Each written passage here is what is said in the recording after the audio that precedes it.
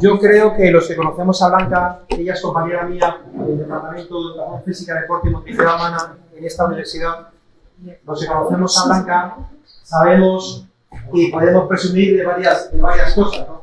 En primer lugar, podemos presumir de estar delante de una grandísima profesional. Su experiencia profesional la avala. Creo que no me equivoco si digo que en el ámbito del fútbol en general y del fútbol femenino en particular es la persona desde la ciencia del deporte que más experiencia tiene. Es preparadora física de la selección nacional, actual campeona del mundo, y tiene una amplísima experiencia en el bagaje profesional. Además de eso, decía que se pueden presumir de diferentes cuestiones. Podemos presumir también de su perfil investigador. Es una investigadora de las que nos gusta en la red, de esas que vinculan el contexto aplicado y el contexto científico. La vais a poder revisar en muchísimas publicaciones científicas. Y el tercer motivo por el que me atrevo a decir que podemos presumir de su presencia es, desde el punto de vista, creo, también de la red, el más importante, no solo en lo científico, en lo profesional, es una crack, que decimos hoy en día, sino que desde el punto de vista personal, eso lo eleva a la categoría exponencial. Entonces, creo que es muy de agradecer, además, con la agenda que me consta que tiene Blanca, es muy de agradecer su presencia, que haya hecho este hueco, este espacio, Blanca, para poder atendernos, y te agradecemos de corazón pues tu presencia. Y ahora pues vamos a disfrutar. Bueno, buenas tardes a todos. En primer lugar, agradecer la invitación, no sé si la invitación o el marrón, pero lo voy a considerar como una invitación súper positiva, sobre todo porque bueno, he vuelto a ver caras que llevaba años sin ver y que me ha recordado momentos muy bonitos. Y la verdad que para mí es un placer el tener la oportunidad de poder compartir un poco lo que hacemos o lo que intentamos hacer en el día a día. Bueno, cuando me dijo, oye, son unas jornadas sobre todo de intentar aplicar lo que investigamos, lo que intentamos extraer, ¿no?, del conocimiento teórico a la parte práctica. Entonces yo dije, bueno, es verdad que para mí el método científico creo que es una de las herramientas que más me ha permitido no solo desarrollarme como profesional, sino tener seguridad en lo que hago. ¿Por qué? Porque, bueno, lo primero que, cuando estudias el método científico, ¿no?, lo primero que te surge es, o que te aconsejan, ¿no?, es observa. Observa en el entorno donde estás. Observa para poder analizar, para poder realmente decir, oye, ¿qué es lo que falta aquí? ¿Qué preguntas nos tenemos que hacer para realmente desarrollarnos, para realmente progresar y aplicar todo aquello que vemos a nivel teórico? Y a partir de ahí, pues bueno, elaboras ciertas hipótesis que para nosotros sería nuestro método de entrenamiento, lo pones en práctica, evalúas, sacas resultados y a partir de ahí dices, ¿ha sido eficiente o no ha sido eficiente? Bueno, pues lo primero, el hacernos esas preguntas. Yo en mi contexto, ¿no?, en el caso del fútbol practicado por mujeres, pues bueno, tenemos la primera pregunta que es, ¿cambia la naturaleza del deporte? Para mí no. Yo me voy a mojar más que Manuel y de las preguntas que haga voy a dar mi opinión basada un poco en el conocimiento teórico y sobre todo en lo práctico. A nivel técnico-táctico no hay diferencia, sobre todo, bueno, a nivel condicional, pues claro, hay unas diferencias biológicas que son evidentes. Pero a nivel técnico-táctico y de entendimiento del juego y de la naturaleza del mismo, no hay grandes diferencias entre el femenino y el masculino. No hay ninguna. Epidemiología lesional, ¿no? Ya si nos vamos más al área de la condición física, pues la epidemiología lesional sí que es diferente en el fútbol masculino que en el fútbol femenino. En el fútbol masculino las principales lesiones son musculares, en el fútbol femenino son más articulares. No tenemos nuestra estructura tan preparada para responder a esas demandas de competición como en el caso de los hombres y bueno, eso te lleva a que cuando tú vayas a trabajar con mujeres pues tengas determinadas consideraciones que en el caso del masculino serían diferentes. Luego, yo he estado muchos años trabajando en el contexto club, en el contexto en el que trabajas diariamente, semana a semana, microciclo, mesociclo, toda la temporada y ahora estoy en el contexto selección. El contexto selección es totalmente diferente, es como, sí, preparadora física en fútbol, hago lo mismo pero totalmente diferente. ¿Por qué? Porque ahora mi periodo de intervención es mucho menor. En el caso del calendario internacional, pues bueno, para los que no lo conozcáis, son 6 ventanas FIFA, que son de 9 días, una en septiembre, otra en octubre, otra en noviembre, y luego ya nos vamos a febrero, abril y mayo. Y si hay fase final, es decir, o Eurocopa, o Campeonato del Mundo, o Juegos Olímpicos, voy a tocar madera a ver si llegamos, pues tendríamos en junio, julio o agosto, como hemos tenido en el Mundial, pues esa fase final. Claro, de las ventanas FIFA, que son 9 días, a una fase final, como hemos estado desde que empezamos el preparatorio del Mundial, que fue el 19 de junio, hasta el 20 de agosto, que fue la final, pues es totalmente diferente. Entonces, a ese contexto también te tienes que adaptar y tienes que aprender. Otra de las preguntas que surgen, ¿no?, cuando estás aquí, dices, ¿hay consideraciones específicas si trabajas con mujeres? Pues sí. ¿Tienes diferencias a nivel biológico? ¿Tienes diferencias a nivel biomecánico? Sobre todo, que yo siempre a mis estudiantes le destaco mucho esa capacidad de enseñar a movernos bien, porque en el caso de las mujeres los patrones de movimiento son diferentes que en el caso de los hombres. Y el tener eso en cuenta y trabajarlo desde edades tempranas es la clave para mantener una longevidad deportiva. ¿Qué más consideraciones tenemos? Bueno, pues las diferencias anatómicas. Está claro que al ser diferencias estructurales no las puedo modificar, pero sí las voy a tener en cuenta. Y luego ya por último estaría la pregunta de, bueno, ¿y a nivel hormonal, Blanca, qué pasa? Pues bueno, para eso podríamos estar hablando toda la tarde y estar un poco diciendo, oye, ¿influye las fluctuaciones de las hormonas sexuales a lo largo del ciclo menstrual en el rendimiento en fuerza, en el rendimiento técnico-táctico, en el rendimiento a nivel neuromuscular? Pues bueno, también tenemos esas consideraciones que tenemos que tener en cuenta. Otra de las preguntas que a mí me surgían, ¿no?, cuando hice el cambio al contexto, en este caso de selección, es la carga externa es diferente en el caso de competición nacional con respecto a competición internacional, es decir, hay mayor demanda en cuanto a kilómetros que recorro, a la intensidad a la que recorro esos kilómetros, las aceleraciones, deceleraciones, impactos, saltos, en el caso de una competición que en otra. Pues sí que los hay. Y de ahí dices, bueno, y las jugadoras que no tienen competición, en este caso internacional, como puede ser competición europea, ¿no?, ¿tienen el estímulo suficiente para que, si yo estoy todo el rato en la liga regular, cuando llego a competición internacional, puedo responder a las demandas de competición internacional? Pues son preguntas que te haces, que te planteas y que dices, bueno, aunque yo tenga 6 ventanas de solo 9 días, mi intervención está por encima de esas ventanas. Entonces, bueno, vamos a ver un poquillo cómo optimizas el rendimiento. Yo siempre que me planteo esta pregunta, pues para cualquier graduado en Ciencias de la Actividad Física del Deporte o que esté relacionado con las ciencias del movimiento, tenemos 3 puntos bastante importantes. El primero es tener al jugador o a la jugadora sana, es decir, disminuir ese riesgo de lesiones.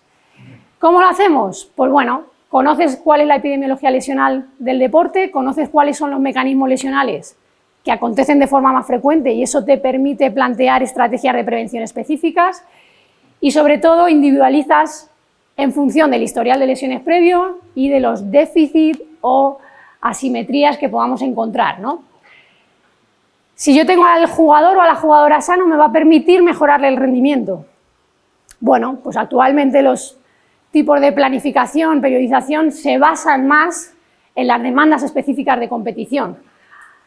Actualmente en el fútbol no hablamos de voy a trabajar la resistencia y lo divido a nivel metabólico en si voy a hacer más utilización de oxígeno o menor utilización de oxígeno, sino que dices, quiero trabajar la distancia sprint, la distancia por encima de 21, por encima de 24, o quiero trabajar más a nivel de carga neuromuscular y entonces quiero trabajar un volumen de aceleraciones, deceleraciones por encima de 3 metros segundo cuadrado determinado.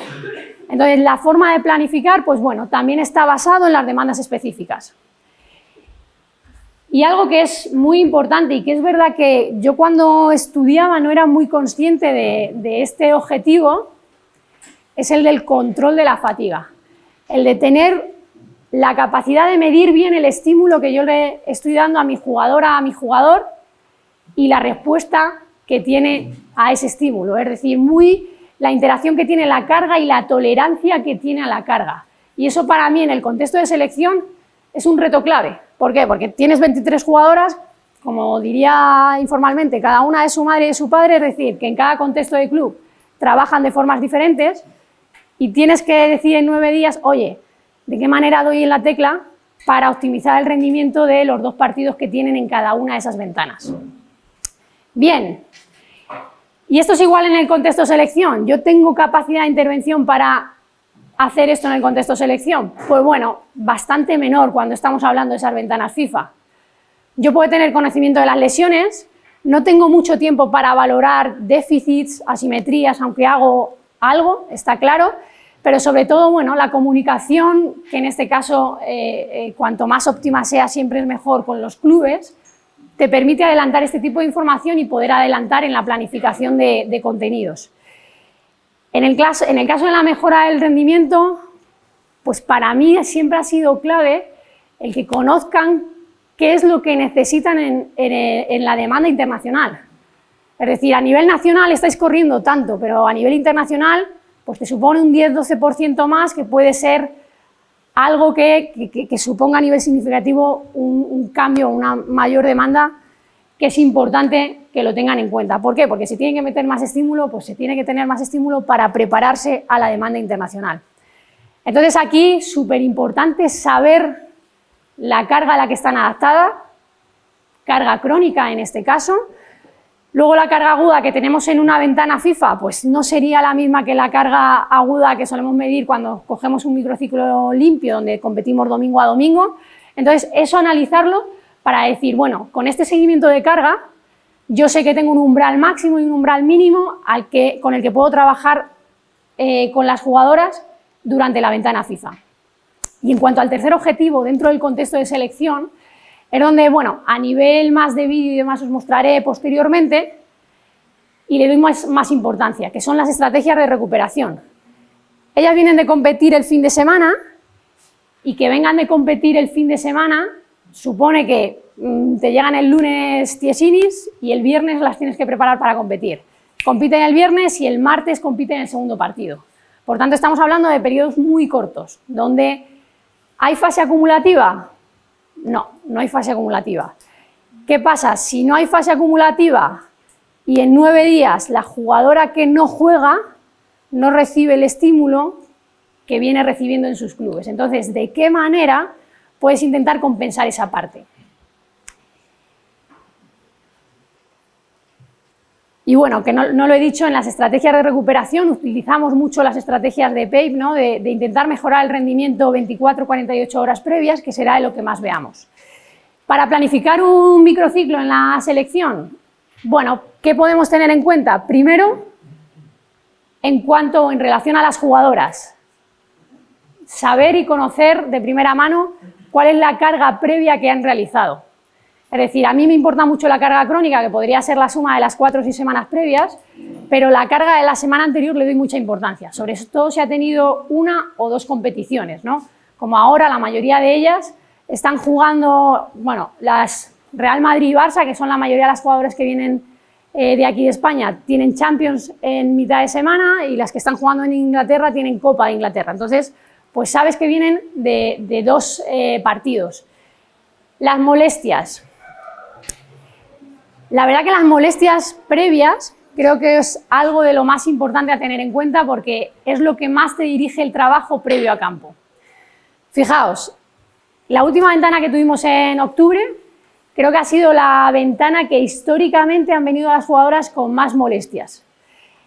¿Qué ha pasado este año? Pues este año ha pasado que han hecho la temporada anterior, hemos hecho el Mundial, han tenido un reset de 8 a 12 días de media, como mucho, y de ahí han vuelto a competir. Es decir, no han tenido un periodo donde hayamos podido sentar las bases con un trabajo, ¿no?, como que se puede hacer en pretemporada y hacer un reset real, sino que otra vez ya estoy con las demandas biomecánicas que tiene el deporte y que exige más a unas estructuras que a otras.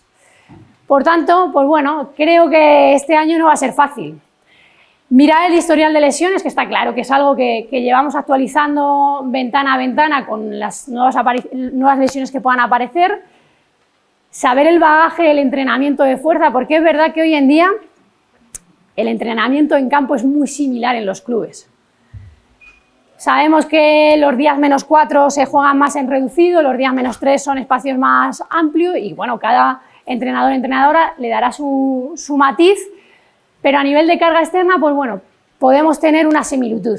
Pero en el caso del entrenamiento de fuerza sí que hay clubes que tienen métodos más marcados y utilizan más esa metodología y otros clubes no.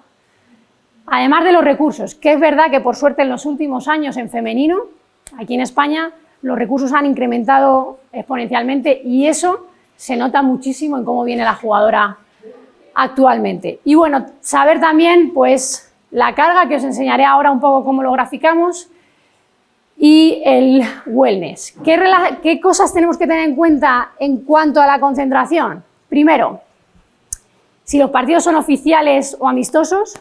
Ahora todo lo que jugamos son partidos oficiales. De hecho, el que jugamos la semana que viene y la siguiente, el 1 y el 5 de diciembre, por si queréis poner la tele, el 1 de diciembre, viernes a las 9:30 y el martes a las 7:30. Martes 5 de diciembre, además el siguiente día es festivo, viene perfecto, uno, para iros a Málaga de puente y ya de paso veis el partido, o verlo en casa tranquilamente porque al siguiente día no hay que madrugar, excepto los que tengáis hijos pequeños, como es mi caso, que aunque sea festivo al siguiente día o fin de semana, a las 6:30 estamos despiertos porque es la hora en la que ya el organismo dice, oye, para arriba. Por tanto, tenemos 2 partidos oficiales y claro, la importancia es mucho mayor, entre otras cosas nosotros nos jugamos pasar a la Final Four, y de la Final Four serían semifinales y final, y quien llega a la final tiene plaza en los Juegos Olímpicos, que se jugará en febrero. Entonces, pues bueno, ahí tenemos la presión buena, ¿no?, de la competición. También saber la distancia entre partidos. Hay veces que jugamos el jueves y luego competimos otra vez el martes, o viernes y otra vez el martes. ¿Y cómo son los viajes? Nosotros ahora mismo en fútbol, la verdad que yo vivo en otra realidad. He estado muchos años en primera división, en clubes pues, con recursos más limitados, y ahora pues vives en otro tipo de realidad, la verdad. Los viajes son privados y vas más cómodo que... Bueno, de las molestias previas pues es algo que recoges el primer día, que hablas también con los clubes, que los cuerpos médicos tienen contacto y sobre todo haces análisis de la carga. Aquí, bueno, en blanco tengo tapados los nombres de los clubes, pero para que veáis, cada barra representa cuál es la carga, en este caso de distancia total, que hacen cada uno de los clubes de las jugadoras que vienen a la selección, y en amarillo sería la carga que realizamos nosotros en cada uno de los tipos de días con respecto al partido, ¿no? En el -1, en el -2, -3, más o menos cómo se entrena, tanto para la distancia, la duración, como para la distancia por encima de 18 y de 21 km/h. ¿Qué más variables se tienen en cuenta? Las aceleraciones y deceleraciones. Y de ahí lo que saco es un umbral mínimo y umbral máximo, es decir, el mínimo al que está adaptado la jugadora, el máximo al que está adaptado la jugadora, y tú te tienes que quedar en medio para ni infraestimular ni sobreestimular a las jugadoras que vienen de contextos donde el tipo de entrenamiento es diferente, ¿no? Y eso para las variables principales, ¿vale? Distancia total, HSR sprint y aceleraciones, deceleraciones. De las 66 variables que creo que da el GPS, no, el GPS da muchas más, 66 da la plataforma de fuerza. Me quedo con 11 y con eso tomo decisiones. El resto pueden ser muy interesantes, puede ser que a nivel de investigación nos reportara muchas cosillas y a sacar descriptivos chulos, pero realmente si quiero tomar decisiones en el día a día y que el análisis de datos no me coma el tiempo, hay que ser súper operativos. Y luego esto, en este caso lo que os tapo es el nombre de las jugadoras, donde aquí es el análisis de la carga de la semana anterior. ¿Qué vienen de haber hecho, ¿no? Y luego aquí, estos son los datos donde se compara, oye, ¿cuáles son las demandas en distancia total, en minutos, en distancia por encima de 18, por encima de 21 y en aceleraciones, deceleraciones? Fijaos, ya aquí me he quedado en 6 variables. Para la competición nacional, para Liga, para la competición, en este caso europea, en Champions, y para la competición internacional. ¿Para qué es esto importante? Pues sobre todo para mostrarle a la jugadora que seguramente si solo tiene el estímulo de la competición nacional, nos quedemos cortos. Hay que meter un complemento. Y ese complemento es lo que te permite que, bueno, este porcentaje de diferencia que tenemos a nivel internacional se supla.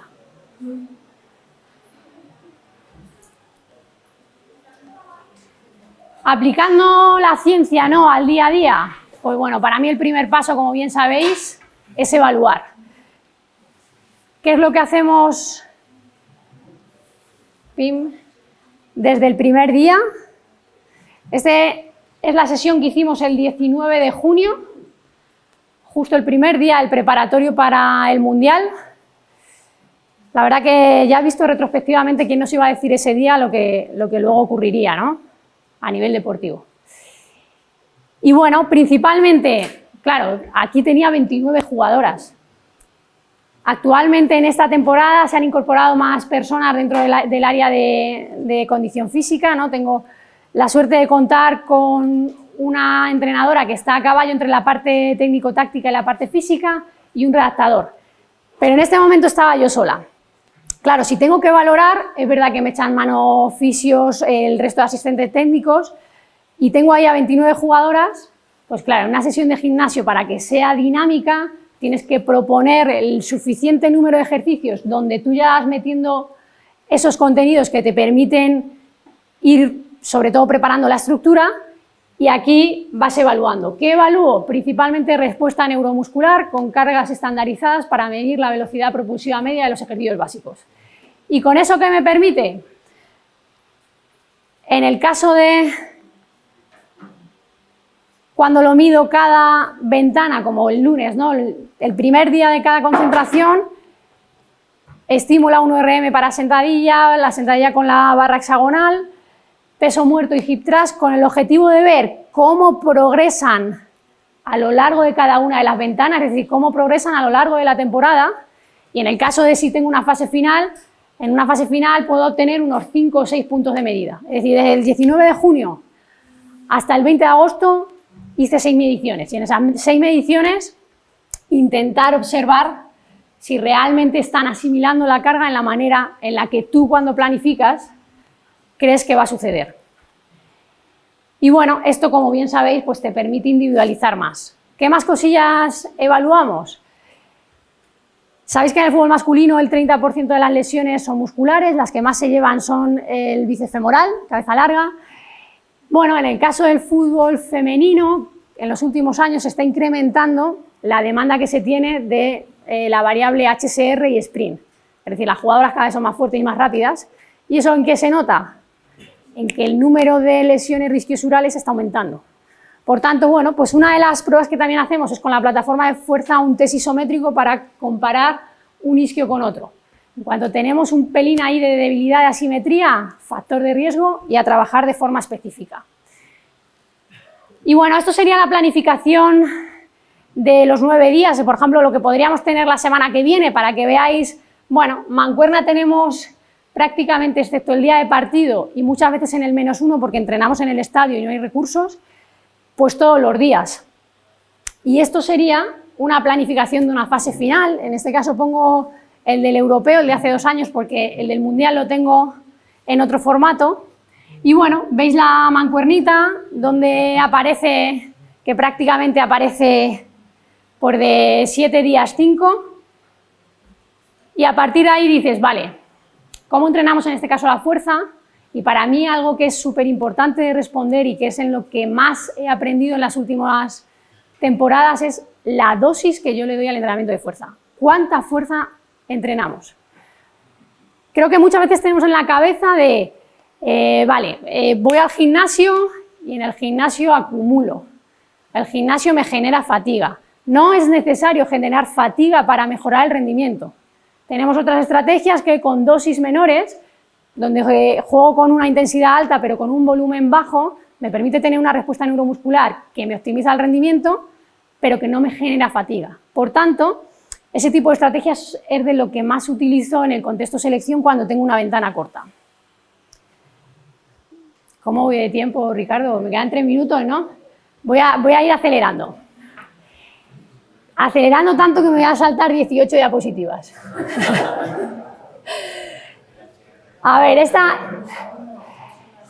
planificación que habéis visto antes, sobre todo tengo en cuenta los déficits más frecuentes que encontramos en las mujeres. Para mí esta diapositiva sería la diapositiva clave de decir, oye, si voy a trabajar con mujeres el día de mañana en un deporte de equipo, tengo que tener esto en cuenta. Tengo que tener en cuenta que partimos con una debilidad glútea y sobre todo un déficit en el control lumbopélvico, sobre todo aquí cuando hablamos en cadena cinética cerrada a un apoyo brutal. Es decir, el control de la báscula pélvica en el plano frontal, ¡buf! O sea, eso hay que trabajarlo porque sobre todo en las edades de formación, cuando se produce la maduración sexual, se produce una inhibición ahí grande. Si yo no trabajo de forma específica, eso lo perdemos. La cadena posterior, pues bueno, nosotras, no sé si cuando pasamos tiempo sentadas y demás, lo que es el glúteo y los isquios se inhiben un poquito y tenemos una predominancia de la cadena anterior brutal.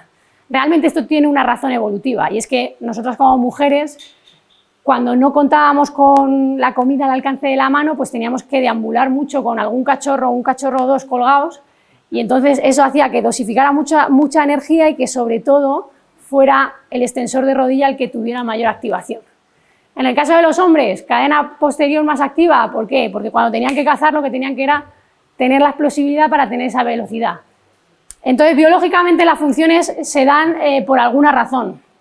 También hay déficit en los patrones de movimiento básicos, en el salto, no solo en cómo decelero, o sea, en cómo hago la amortiguación, que es lo que más se analiza en ciencia, sino también cómo hago la propulsión. Un análisis cualitativo de la propulsión te dice mucho de la fuerza que tengo en los abductores de cadera. También, pues bueno, el cambio de dirección y la frenada, la estrategia de braking, sabéis que ha demostrado disminuir el valgo de rodilla en un 36% cuando yo hago un cambio de dirección, que es el típico mecanismo donde se producen la mayoría de las lesiones de no contacto de rodilla. Por tanto, es súper importante el poder enseñar esto a nuestros jugadores, jugadoras. Y luego, aunque creamos que trabajamos con mujeres y que tenemos una mayor flexibilidad gracias a nuestros estrógenos, la elastina y demás, no. O sea, mis jugadoras parecen gatos de escayolas algunas. Entonces, es algo que también tenemos que trabajar, ¿no? Esos eslabones débiles como es la movilidad, el trabajo de la fascia plantar y el trabajo del suelo pélvico. Y como he dicho, voy a saltarme las 28.000 diapositivas.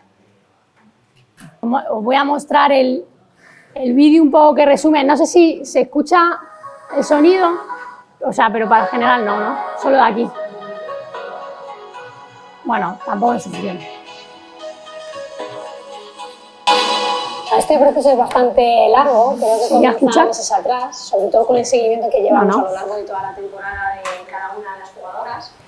Y ya cuando se acerca la fecha, uno de nuestros primeros pasos es hablar con los clubes, ¿no? Pues en mi área, preparadoras físicas y también entrenadores personales. Todo aquel entorno que trabaja alrededor de la jugadora para mejorar sus condiciones. Y en ese caso, partir con esa experiencia previa de las jugadoras, con si tienen molestias o alguna peculiaridad que tengamos que tener en cuenta para luego, dentro de la preparación, tener todo dentro. La segunda vuelta y ¡Cuesta, Pues yo creo que es el principal cambio que ha vivido las jugadoras españolas. Hace años era un trabajo que se denostaba y actualmente es un trabajo imprescindible para preparar a la estructura de la jugadora a lo que le demanda la competición. No solo aumenta el rendimiento, sino que también protege a la jugadora. Y ellas son cada vez más conscientes de ese trabajo y además que te lo demandan y la actitud con la que trabajan es impresionante. La plataforma de salto tiene varios objetivos. Uno de ellos es medir rendimiento porque te permite ir viendo cómo van mejorando en cuanto a fuerza y potencia las jugadoras. También te mide asimetrías por si hay alguna molestia o una asimetría como tal que tengamos que trabajar de forma más específica. Pero sobre todo a lo que le damos más utilización es a la medición de la fatiga. Al final medimos variables neuromusculares que nos permiten ver cómo va cambiando la respuesta neuromuscular de la jugadora día tras día.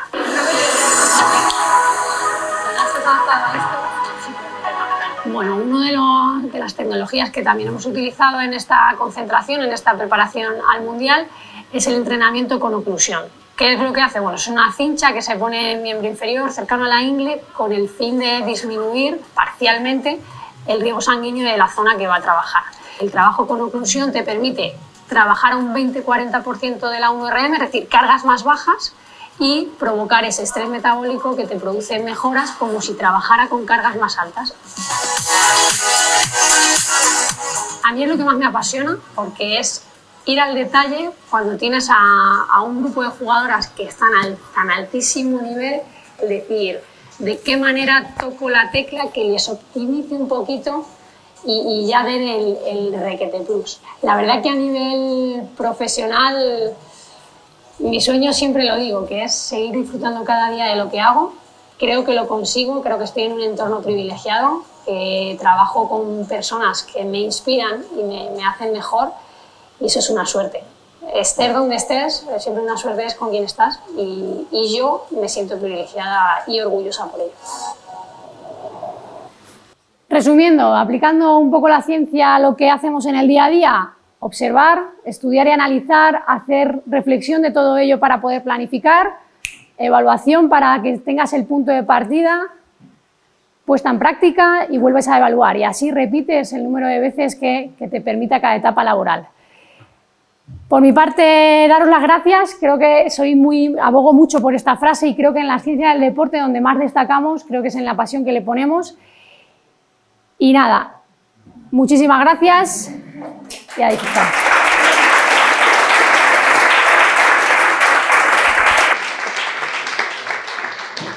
Bueno, muchísimas gracias, Blanca. Ya os anticipé que el nivel de calidad de los ponentes, tanto Manuel como ahora Blanca, y la siguiente ponencia. Quique, ¿podemos alguna pregunta? Sí, venga. Blanca, por tu presentación y por hacer compatible tu vida académica, familiar y profesional. Enhorabuena por los éxitos. Mira, me ha llamado la atención el comentario que has hecho en relación a las lesiones y el reset ese que has echado de menos este año, ¿no? Entonces, cuando en las ciencias del entrenamiento cada vez se está poniendo en duda la importancia de las pretemporadas, como que no hace falta a veces que el jugador descanse tanto y que ese trabajo general, me gustaría que dieras tu opinión si ese reset le da más importancia al tema de desconexión física, emocional, o a la necesidad de que durante esas pretemporadas, mini pretemporadas, o llamémoslas como queramos, haya un trabajo general que consideras más importante para luego poder hacerse específico. Totalmente. Yo creo que, bueno, gracias por la pregunta. Y es verdad que yo creo que uno de los mitos de la pretemporada que más daño nos ha hecho es el de pensar que lo que se trabaja en pretemporada te permite, ¿no?, llenar ese depósito que hablábamos para aguantar a final de temporada. Bueno, creo que es algo que se ha desmitificado, porque si tú no sigues recibiendo estímulo no vas a tener mejora y vas a tener un proceso de desentrenamiento, pero sí es verdad que es tan necesario ese momento de desconexión a nivel mental como a nivel física y ese tiempo para sentar bien las bases. Cuando nos ponemos ya dentro de la temporada, creo que el trabajo es súper específico, y si lo vemos desde el punto de vista del sistema musculoesquelético general, tú sabes que tu deporte te va a demandar unas estructuras más que otras, y ese trabajo que se realiza en pretemporada, ese trabajo de base, te permite compensar y equilibrar lo que cuando vas descompensando un poco, si tú lo tienes bien equilibrado, con dosis pequeñas puedes seguir equilibrando eso. Pero si no lo has hecho, te aseguro que ese desequilibrio se dispara. Entonces, creo que es necesario ese tiempo donde lo podemos llamar como queramos, pero que sobre todo sea más genérico sin la competición. Bueno, Blanca, felicidades igual por la presentación y por ese pedazo de mundial que nos habéis regalado. Mi pregunta primero sería, ¿qué es el rendimiento para ti? Porque has hablado mucho de rendimiento y, bueno, ya vais a ver de qué pie cogeo yo. He visto poco la pelotita y para mí el rendimiento es que entre la pelota, sin duda. Vale, genial, pues. Y la segunda pregunta es, vemos que las lesiones no dejan de aumentar, están aumentando, tanto en chicos como en chicas, y no dejan de aumentar. Le solemos echar la culpa a que cada vez hay más partidos, no hay más competición y también a quizá carencias o límites siempre vinculado a esa parte micro, ¿no?, de fuerza o de algún tipo de limitaciones. ¿Qué estamos haciendo mal porque cada vez entrenamos más y mejor la fuerza, cada vez intentamos hacer circuitos o planificar o controlar más las cargas y es que no dejan de aumentar las lesiones, ¿no? Y mi pregunta es, ¿estamos realmente afrontando o entendiendo bien el fenómeno de la lesión? Bueno, muchas gracias primero por tus palabras. En cuanto a qué es rendimiento, es verdad que creo que estamos totalmente de acuerdo que en el fútbol el rendimiento es que te entre el balón. O sea, el rendimiento y el éxito es que entre la pelotita. O sea, creo que en mi caso, ¿no? Ahora que dices, joder, has vivido un mundial, has tenido la suerte de ganarlo, si no lo hubiésemos ganado, el proceso hubiese sido el mismo. Y entonces, el haberlo ganado te lo clasifica como éxito y ante el mismo proceso, sin que la pelota te hubiese entrado el 20 de agosto, no estaríamos hablando de éxito. Entonces, bueno, en el caso del fútbol sabemos que tiene tanta complejidad, pero que al final es que te entre o no. Y en cuanto a las lesiones, claro, hablamos de algo tan multifactorial y de aquellas variables que no controlamos y que todavía yo creo que no conocemos, que decimos, ¿hacia dónde vamos? Creo que la inteligencia tanto de la jugadora como el jugador en el conocimiento táctico hace que el juego cada vez sea más rápido y hace que tú necesites un soporte a nivel físico y condicional cada vez mayor. Antes solo con talento te daba y ahora necesitas talento y un soporte físico que realmente te soporte esa estructura, ¿no? que pueda responder a la parte técnico-táctica. Si además lo sumamos a competición, competición, competición, especificidad, especificidad, especificidad, especificidad, creo que por ahí no vamos bien. O sea, creo que necesitamos periodos de descanso mayor y periodos más generales. Fíjate que yo juego al fútbol y yo siempre digo, ¡buah! A mí lo que más me gusta es tener la pelotita y entrenar todo en base a la pelota y todo en base al gesto deportivo. Pero tú sabes que con ese trabajo, cuando vas valorando, eso desequilibra. Por tanto, tienes que ser capaz de encontrar aquellos elementos que equilibren otra vez la estructura. Entonces, bueno, lo tenemos complicado porque esto es un espectáculo, el espectáculo y la visibilidad es lo que da dinero, lo que quieren, ¿no? Los clubes como empresas y antes hablábamos de FIFA y UEFA, es esto, más visibilidad, más dinero, y entonces tienen que pensar un poco en, oye, un periodo de descanso, periodo de reset, de si tengo la temporada entera y luego tengo la fase final, ¿qué periodo de descanso tengo? Entonces creo que va más por ahí. Pero no tengo la respuesta, ojalá la tuviera, si no ya veríamos con la clave. Bueno, vamos a dar un fuerte aplauso a Blanca.